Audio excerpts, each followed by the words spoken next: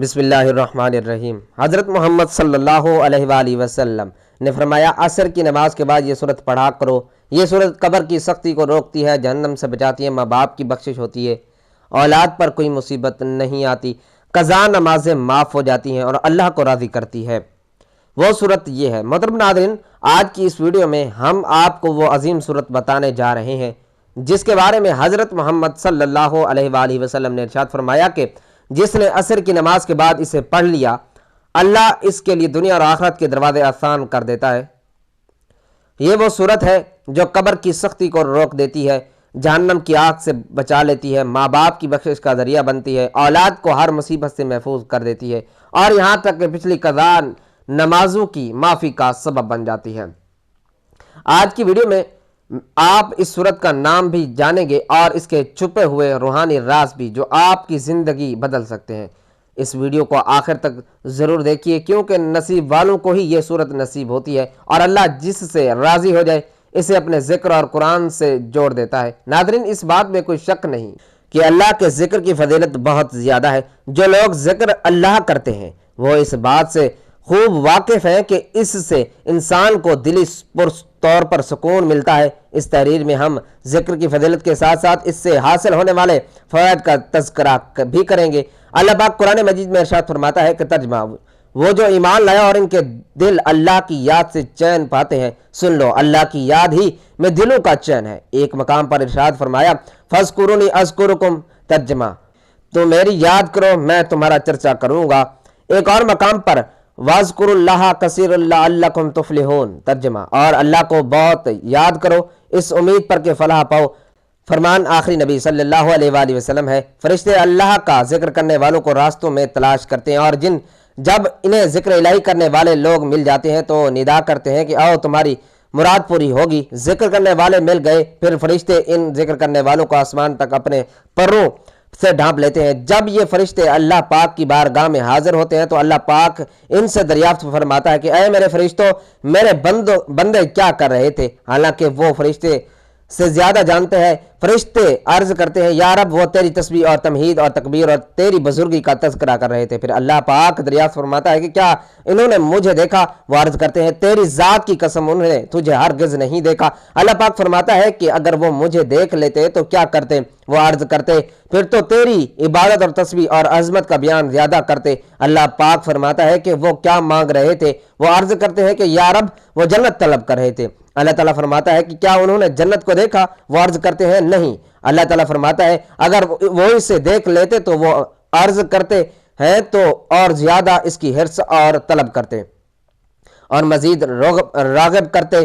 اللہ تعالیٰ فرماتا ہے کہ وہ کس چیز سے پناہ مانگ رہے تھے؟ وہ عرض کرتے ہیں کہ یا رب کریم، وہ جہنم سے پناہ مانگ رہے تھے۔ اللہ تعالیٰ فرماتا ہے کہ اگر وہ جہنم کو دیکھ لیتے تو کیا کرتے؟ وہ عرض کرتے پھر اس سے فرار حاصل کرنے میں اور زیادہ کوشش کرتے، اور جب زیادہ ڈرتے تو اللہ تعالیٰ فرماتا ہے کہ گواہ ہو جاؤ میں ان لوگوں کی مغفرت فرما دی۔ ان میں سے ایک فرشتہ عرض کرتا ہے یا الہی، ان میں ایک ایسا شخص بھی تھا جو ذکر کرنے والوں میں سے نہیں بلکہ اپنے کام سے آیا تھا اور ان میں بیٹھ گیا تھا۔ اللہ تعالیٰ فرماتا ہے کہ اے فرشتوں، جو ذکر کرنے والوں کے ساتھ بیٹھ جائے وہ بھی محروم نہیں رہتا۔ اللہ تبارک و تعالیٰ نے جس قدر کثرت سے ذکر کرنے کا حکم دیا ہے اس قدر کسی اور نیکی کا حکم نہیں دیا۔ ارشاد باری تعالیٰ ہے اے لوگو جو ایمان لائے اور اللہ کو کثرت سے یاد کرو اور صبح شام اس کی تسبیح کرو۔ عبداللہ بن بصر رضی اللہ تعالیٰ عنہ سے مروی ہے کہ رسول اللہ صلی اللہ علیہ وآلہ وسلم کے پاس ایک آدمی آیا اور کہا کہ اے اللہ کے رسول صلی اللہ علیہ وآلہ وسلم، اسلام کے واجبات اور فرائض تو ہم پر بہت زیادہ ہیں، لہٰذا آپ ہمیں کوئی ایسی جامع عبادت بتائیں جس پر ہم ڈٹ جائیں۔ آپ صلی اللہ علیہ وآلہ وسلم نے فرمایا تمہاری زبان ہمیشہ ذکر الہی سے تر رہے، ذکر الہی سے اعمال پاکیزہ ہوتے ہیں اور ان کی کمی دور ہوتی ہے، اور ذکر کرنے والا اپنے رہ جانے والے اعمال بھی پا لیتا ہے اور اس کے گناہ بھی مٹ جاتے ہیں۔ ذکر الہی کے 3 درجات ہیں۔ پہلا درجہ دل سے اللہ کا ذکر کرنا، اس کا ثواب اللہ تعالیٰ اپنے فضل اور کرم سے عطا کرتا ہے، جیسا کہ رسول اللہ صلی اللہ علیہ وآلہ وسلم نے فرمایا اللہ تعالیٰ فرماتا ہے کہ میں اپنے بندے کے گمان کے مطابق ہوں، اس کے ساتھ ہوتا ہوں جب وہ مجھے یاد کرتا ہے۔ اگر وہ مجھے اپنے دل میں یاد کرے تو میں بھی اسے اپنے نفس میں یاد کرتا ہوں۔ دوسرا درجہ یہ درمیانی درجہ ہے کہ مسلمان اپنے رب کا ذکر اپنی زبان سے کرے، بسا اوقات اس کا دل معنی اور مفہوم کے اعتبار سے پوری طرح مائل نہ بھی ہو، تب بھی ذکر کی برکت سے ایسا مسلمان بھی بڑی بھلائی کو حاصل کرنے والا ہے۔ اس درجے کے ثواب کو سوائے اللہ سبحانہ و تعالیٰ کے کوئی اور شمار نہیں کر سکتا، جبکہ زبان سے ادا کرنے کی وجہ سے اس درجے کا اجر پہلے درجے کے اجر سے بھی زیادہ ہے، جیسا کہ آپ صلی اللہ علیہ وآلہ وسلم نے فرمایا، بے شک بندہ اللہ کی رضامندی والا کوئی ایسا لفظ بولتا ہے جسے وہ کچھ نہیں سمجھتا، مگر اس کی وجہ سے بھی اللہ تعالیٰ اس کے درجات بلند کر دیتا ہے۔ تیسرا درجہ وہ یہ ہے کہ بندہ زبان سے اللہ کا ذکر کرتا ہو اور دل میں بھی اس کا مفہوم اور عظمت الہی اجاگر رہتی ہے۔ یہ درجہ ذکر کے تمام درجات میں سب سے اعلیٰ ہے، اور ایسا ذکر کرنے والا شخص بھلائیوں کے ساتھ سبقت لے جانے والا اور عرفات درجات کا مالک ہوگا، جیسا کہ آپ صلی اللہ علیہ وآلہ وسلم نے فرمایا، اگر کوئی صدق دل سے گواہی دے کہ اللہ کے سوا کوئی سچا معبود نہیں اور میں بے شک اللہ کا رسول ہوں، پھر اسی بات پر قائم رہے تو مرنے کے بعد ضرور جنت میں جائے گا۔ اس حدیث میں ذکر کا زبان اور دل دونوں سے صادر ہونے کا بیان ہے۔ سبحان اللہ والحمد للہ ولا الہ الا اللہ واللہ اکبر ولا حول ولا قوۃ الا باللہ العلی العظیم پڑھنے اور بکثرت دعا استغفار کے ذریعے بھی رب سبحانہ و تعالیٰ کی کبریائی کا بیان و اعتراف مقصود ہے۔ اسی طرح نبی مکرم صلی اللہ علیہ وآلہ وسلم پر درود و سلام پڑھنا بھی ذکر الہی میں شامل ہے۔ اللہ رب العالمین کو ہر نقص سے پاک اور بے عیب اور پاکیزہ قرار دینا، جو اس کی عزت، عظمت، کبریائی، کمال، جمال اور جلال کے شایان شان ہو۔ اللہ تعالیٰ کی مخلوق میں سے ہر کسی سے اس کی تشبیہ کی نفی کرنا اور رب العالمین کی پاکیز کی تعریف اور آیت الکرسی اور سورۃ الحشر کی آخری آیات میں مذکور اس کے اسماء الحسنی، عظیم صفات اور حکمانہ افعال کے ذریعے ثناخوانی کرنا ہی اس کے سب سے بڑی کبریائی ہے۔ نیز یہ مخلوقات پر رب کی نعمتوں کے تذکرے سے اس کی تعظیم بجا لانا، جیسا کہ ارشاد باری تعالیٰ ہے، لوگوں تم پر جو نعمت اللہ تعالیٰ نے کی ہے انہیں یاد کرو، کیا اللہ کے سوا اور کوئی بھی ہے جو خالق ہے جو تمہیں آسمان و زمین سے روزی پہنچائے۔ اس کے علاوہ وہ دیگر آیات بھی ہیں۔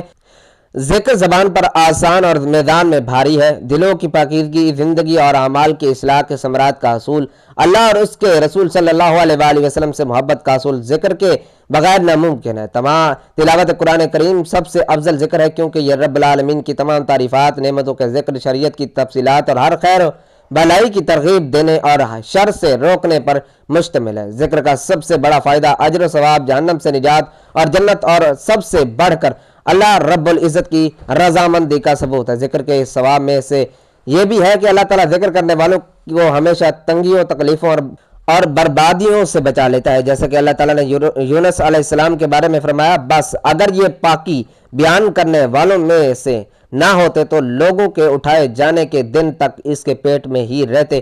ذکر کے ثواب میں سے یہ بھی ہے کہ اللہ تعالیٰ ذکر کرنے والوں کا نام دونوں جہانوں میں روشن کر دیتا ہے، جیسا کہ ارشاد باری تعالیٰ ہے، تم میرا ذکر کرو میں بھی تمہیں یاد کروں گا، میری شکر گزاری کرو اور ناشکری سے بچو۔ ذکر کے ثواب میں سے یہ بھی ہے کہ اس سے جسم اور روح کے لیے مدد اور محرکات سے رکاوٹ نصیب ہوتی ہے، اور اس کے ذریعے اللہ تعالیٰ روزی بھی میسر کرتا ہے۔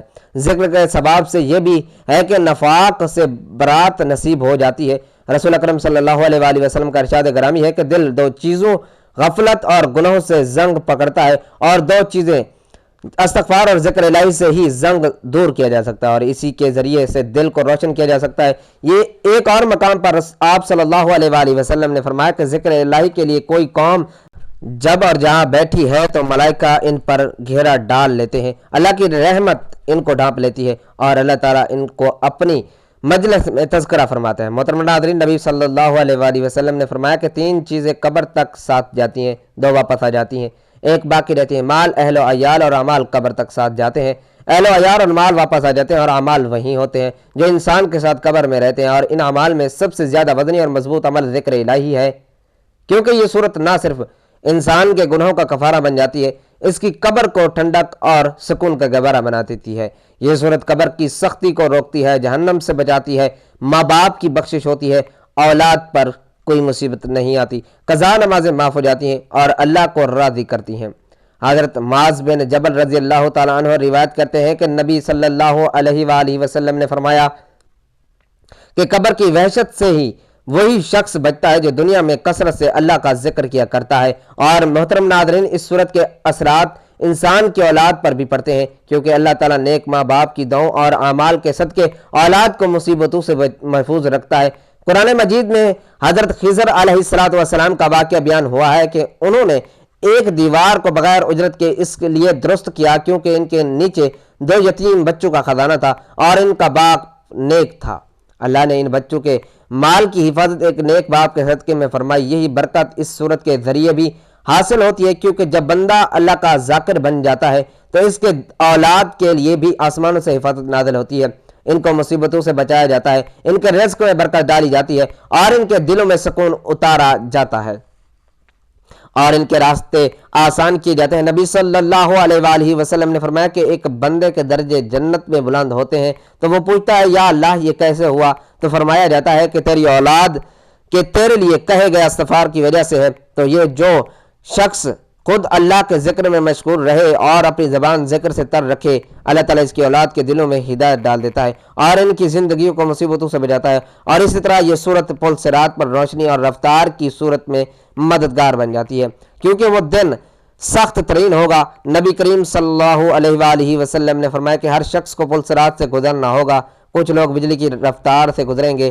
کچھ ہوا کی طرح، کچھ گھوڑے یا اونٹ کی طرح، لیکن جو شخص اللہ کا ذکر کرتا ہے اور خاص طور پر اس صورت کا پابند ہو جاتا ہے جس کا ذکر ہم اس ویڈیو میں کریں گے، تو اللہ تعالیٰ ان کے لیے پل صراط کو آسان فرما دیتا ہے۔ محترم ناظرین، اس صورت کی ایک خاص بات یہ ہے کہ جو شخص اسے عصر کی نماز کے بعد پڑھتا ہے تو اس کے مصائب دور کر دیے جاتے ہیں۔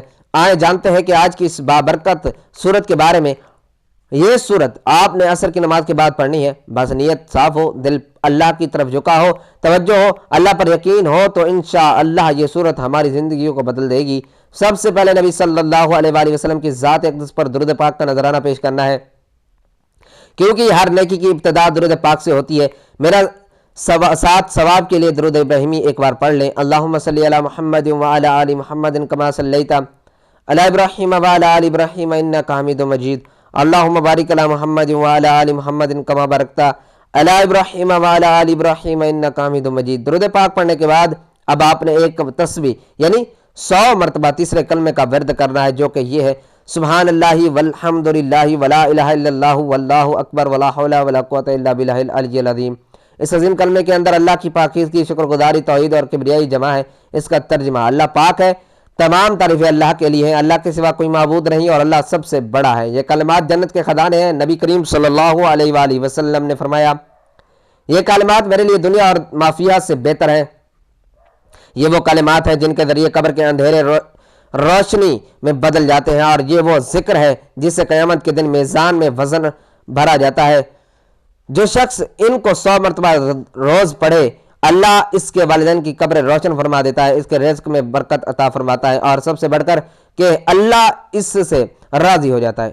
اب دوسرا وظیفہ یہ کرنا ہے کہ آپ نے اللہ کے صفاتی ناموں میں سے ایک ایسا نام 100 مرتبہ پڑھیں جو مغفرت کا سبب بنے۔ اللہ کا صفاتی نام یا غفارو یعنی بہت زیادہ معاف کرنے والا، یا غفارو اس کا ورد 100 مرتبہ کریں۔ اس نام کی فضیلت یہ ہے کہ قرآن مجید میں اللہ تعالیٰ فرماتے ہیں اور بے شک میں بہت بخشنے والا ہوں، اس لیے کہ جو توبہ کرے اور ایمان لائے اور نیک عمل کرے پھر ہدایت پر قائم رہے۔ اس اسم کے پڑھنے سے دل کے گناہ ڈھلتے ہیں، اللہ کی مغفرت کے دروازے کھلتے ہیں۔ نبی صلی اللہ علیہ وآلہ وسلم نے فرمایا جو بندہ سچے دل سے یا غفارو کہتا ہے، اللہ اس کے بڑے گناہ بھی معاف فرما دیتا ہے۔ پھر آپ نے ایک مرتبہ سورۃ الواقعہ کی تلاوت کرنی ہے۔ اب آخر میں دوبارہ ایک مرتبہ درود ابراہیمی پڑھیں اور اللہ کا شکر ادا کریں کہ اس نے آپ کو یہ توفیق دی کہ آپ نے اس عظیم سورت کا اہتمام کیا۔ یاد رکھیں کہ یہ ذکر صرف الفاظ نہیں بلکہ روح کی غذا ہے جو روح کو زندہ کرتا ہے، دل کو بیدار کرتا ہے اور قبر کو جنت بناتا ہے۔ میرے ناظرین، اگر آپ کو اس سورت کے فضیلت نے اثر کیا، اگر آپ چاہتے ہیں کہ آپ کے والدین کی مغفرت ہو، آپ کی قبر روشن ہو، آپ قیامت کے دن ہولناکیوں سے محفوظ رہیں، پل صراط سے بجلی کی طرح گزریں اور اللہ رب العزت کا قرب حاصل ہو، تو اس صورت کو عصر کے نماز کے بعد اپنا معمول بنا لیں، خود بھی پڑھیں اور زیادہ سے زیادہ لوگوں تک اس ویڈیو کو شیئر کریں تاکہ وہ بھی اس روحانی خزانے سے فیض یاب ہوں اور آپ کو بھی صدقہ جاریہ کا ثواب ملے، کیونکہ علم اور ذکر کو پھیلانا دین کا کام ہے اور اس کا اجر بہت عظیم ہے۔ محترم ناظرین، آخر میں اللہ رب العزت سے دعا ہے کہ اے میرے رب، ہمیں ان بندوں میں شامل فرما لے جو دن رات تیرا ذکر کرتے ہیں۔ اے اللہ ہمارے دلوں کو ہدایت عطا فرما دے، اے اللہ ہمارے والدین پر رحم فرما، ان کی قبروں کو نور سے بھر دے، ان کے گناہوں کو معاف فرما، ان کے درجات بلند فرما، ان پر عذاب قبر نازل نہ ہونے دے۔ اے اللہ جس طرح ہم نے ان کی زندگی میں خدمت کی کوشش کی، اسی طرح اب ان کی بخشش کی التجا کرتے ہیں۔ اے اللہ ان کے صدقے ہمیں نیک اور فرما بردار اولاد بننے کی توفیق دے۔ اے پروردگار ہمیں قیامت کے دن کی ہولناکیوں سے محفوظ فرما دے۔ سورج جب سروں پر ہو، جب ماں باپ اپنے بچوں کو بھول جائیں، جب ہر انسان نفسا نفسی میں ہو، تو اس دن ہمارا دامن اپنے کرم سے بھر دے۔ اے اللہ ہمیں عذاب قبر سے بچا جو اندھیری تنہا کوٹھڑی ہے۔ اے رب ہمیں ایسا ذکر عطا کر جو اس اندھیرے میں چراغ بن جائے۔ اے اللہ ہمیں پل صراط سے بجلی کی طرح گزار دے، ہمیں جہنم کی لپیٹ سے بچا، ہمیں جنت الفردوس میں اپنے نبی صلی اللہ علیہ وآلہ وسلم کا ساتھ نصیب فرما دے، اور ہمیں ان لوگوں میں شامل فرما جو تیرے محبوب بندے ہیں۔ آمین۔ ناظرین آخر میں آپ سے گزارش ہے کہ اللہ رب العزت کے بابرکت ناموں میں سے ایک نام کمنٹس میں حصول برکت اور ثواب کے لیے تحریر فرما دیں۔ اللہ رب العزت ہم سب کا حامی اور ناصر ہو، آمین۔ جزاک اللہ۔